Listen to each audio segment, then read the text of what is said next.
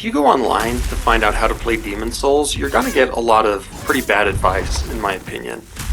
I think this is mostly because there's very well-meaning people who are basically experts at the game, and they don't really appreciate how basic of information you probably need. They just give you way too advanced techniques. So this video is meant to be for the true beginner. They'll often say you should pick Royalty as your starting class because magic is really overpowered in Demon Souls, and it'll just be a cakewalk if you use someone who can use magic. And Royalty starts with this ring where you can recharge your mana. Now, I think that if you're a beginner, you're going to want a lot of latitude to make mistakes. You're going to want to be able to get hit a lot. So pick a character like the Knight, who has good armor and lots of hit points. That's just going to make things way easier on you. Let me try to show you what I mean. So the Knight starts out with a good shield, a decent sword, a fluted helm, armor, greaves, gauntlets, for a total armor stat over there on the right of 106. Alright, let's see how many hits a brand new Knight can take before they die. 1, 2,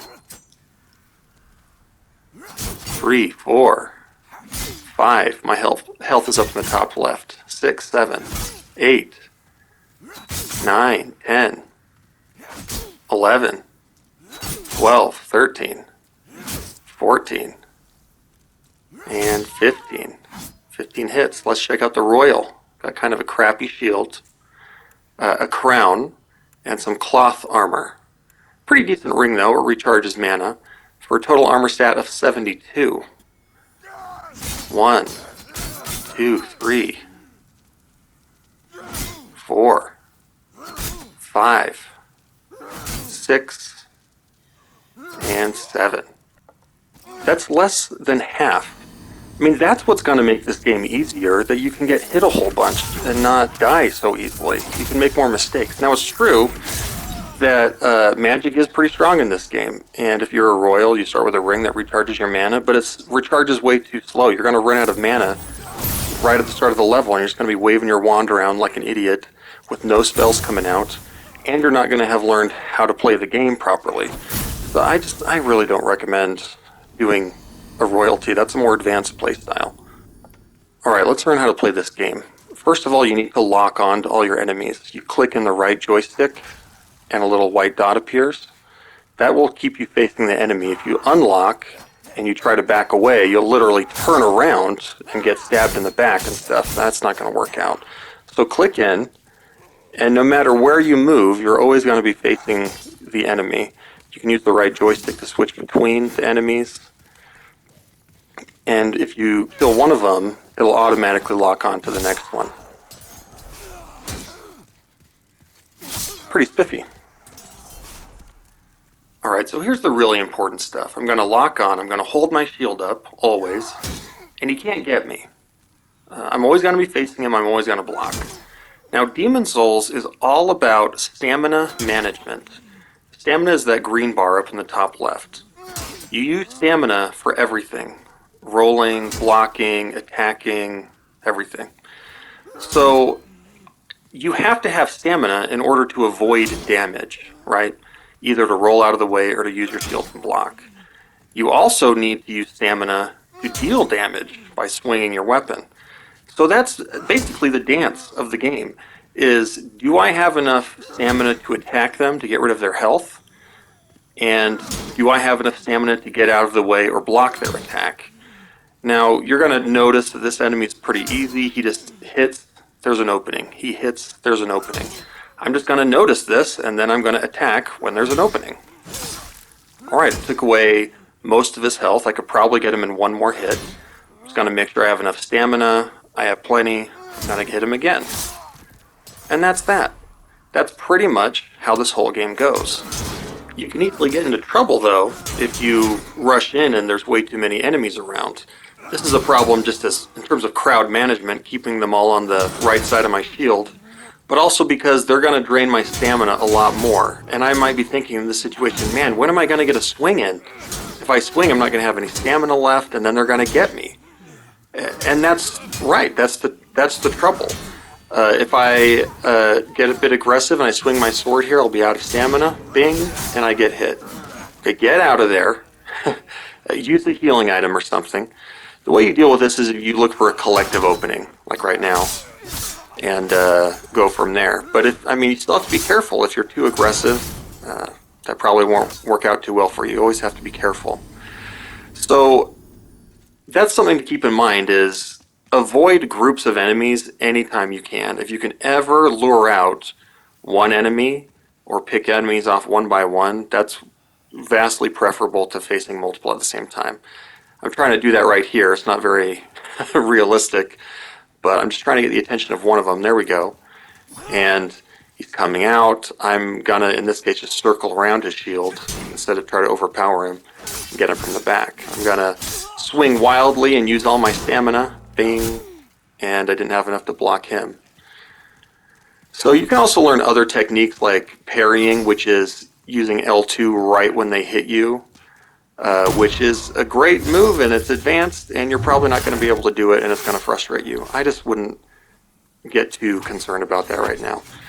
The interesting part of the game is when you come across an enemy who throws a wrench into the mix. What if they hit hard or mess up your shield? What am I going to do then? And that's part of the fun of the game is, how am I going to stop this guy? In this case, circle around. That works pretty good against this relatively slow enemy. And you'll fight them in different compromising situations. I got an arrow coming at me. And you'll notice that the enemies have the same stats you do. They have armor, mana, hit points, stamina. Some of them can even use healing items, which might not seem very fair. I think it's fair. That's a good time to rush in and go hit them. So that's part of the game is how do these enemies work and how am I going to improvise and work this out?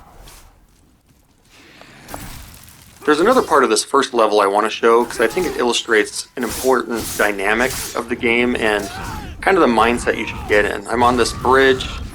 I'm starting to get some alarm bells going off seeing this dragon. Okay, I need to leave. Well, that's nice of the dragon to take care of all those enemies, but I'm trying to get across this bridge so I can open the gate to the boss of the level. And it's going to become obvious that you cannot go that way. You will die instantly. Oh, what am I supposed to do? Well, in leading up to this point, the level's pretty linear, except for there's two ways to go right here. A game like Assassin's Creed is going to go, quest update, find a way around the bridge, and then it just gives you a waypoint. You might even just push triangle and it takes you to the waypoint. This game goes, well, I don't know, explore, go the other way, see what's there.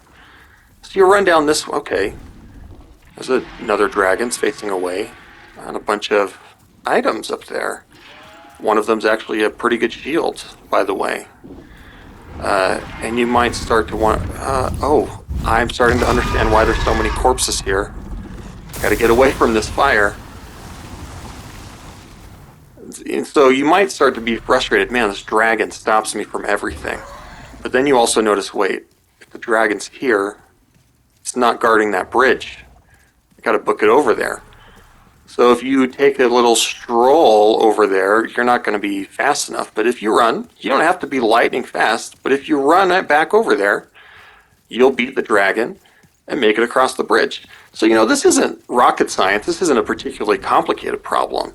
But that's just kind of what this game expects of you. That's what people mean when they say the game doesn't hold your hand. So I get across the bridge and not a moment too soon.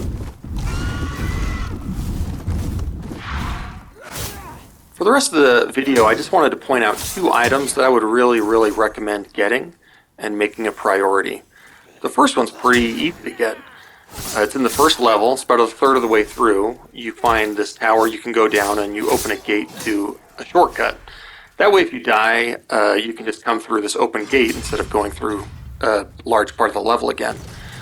Inside the gates, there's a corpse with an item, the Cling Ring. I use this pretty much the entire game. What it does is, if you're dead, instead of having half health, you have 3/4 health. You can see where I had half health before, and now it's letting me have 3/4 health. So that's extremely useful. The other item is a bit more tricky to get. It's a good weapon that's going to do about twice as much as your current weapon does, and it scales, which means if you put points into certain stats, then the weapon itself will get stronger. So it will work for a lot of the game if you really want it to. The trick is, though, that it's in this level that is a little advanced for you right now. But you could do it. There's about 6 enemies you need to get past. 5 of them are these skeletons, one's an archer. And so you just kind of need to find a way to get through this. These skeletons will come rolling at you. They're a lot more aggressive than the enemies you saw before.